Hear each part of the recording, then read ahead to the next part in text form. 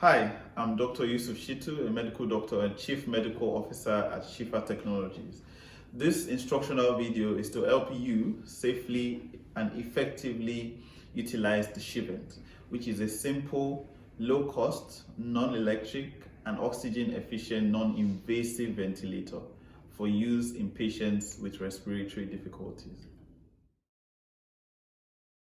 The ShiVent is a bubble CPAP kit which is composed of 8 different components. The first component is the oxygen tube, which connects directly to any oxygen source.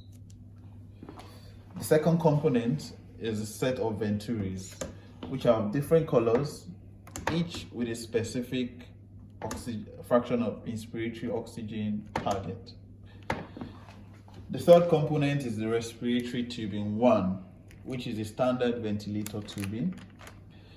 The fourth component is the standard oxygen CPAP mask, which has a specially designed cushion and a strap to fit directly on a patient's face and form an oxygen tight seal. The next component is the mask adapter, which connects directly to the CPAP mask. The sixth component is ventilator tubing 2, which is also a standard ventilator type of tubing.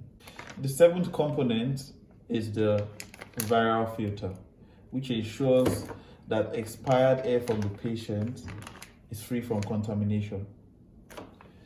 The eighth and final component is the bubbler jar, which comprises of the jar, the cap, specially designed cap, and the calibrated tubing.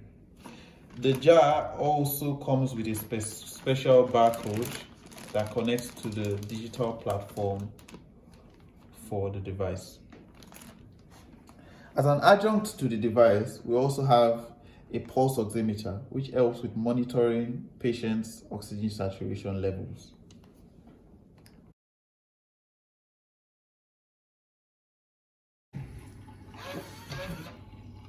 Before setting up the ShiVent, ensure that your hands are properly washed with soap and water, and you are doing this on a clean surface. This is how to set up the ShiVent. Step 1. Connect the oxygen tube to the oxygen source. This might be a wall-mounted oxygen supply or a gas or an oxygen cylinder. Step 2. Connect the other end of the oxygen tube to the venturi of your choice. The venturis come in a range of 35% to 60%. Please refer to the manual for further instructions. Step 3.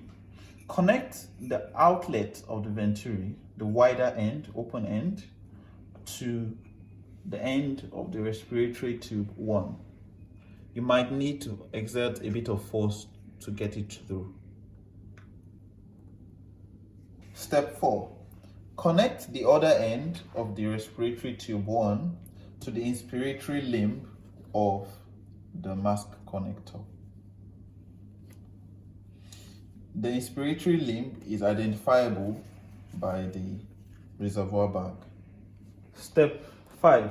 Connect one end of the respiratory tube 2 to the expiratory limb of the mask connector. The expiratory limb is the shorter of the two limbs. Step 6. Connect the mask connector to the CPAP mask such that it fits tightly this way. Step 7. Connect the other end of respiratory tube 2 to the bacterial and viral filter this way. You might need to force it through till it forms a tight seal. Step 8. Connect the fitted bacterial and viral filter to the top end of the bubbler jar, fitting it into the inner tubing this way.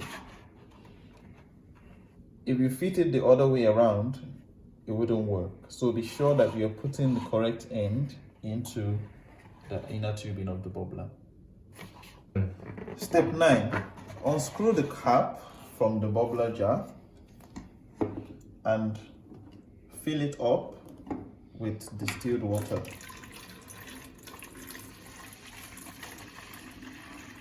Ensure that you fill it up to exactly align with the 10 centimeter mark. Replace the cap by screwing into the jar tightly. Turn on your oxygen source, setting it to the required liter per minute for each venturi. Attach the coupled CPAP mask to the patient's face, ensuring that you strap it against the patient's face, making it a tight seal over the patient's face. Please make sure that the patient is comfortable after this is done.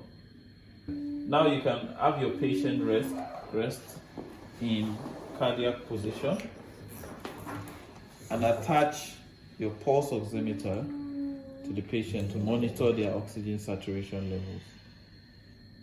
You can then ensure that the tubes are fastened against each other using these linkages that we have provided.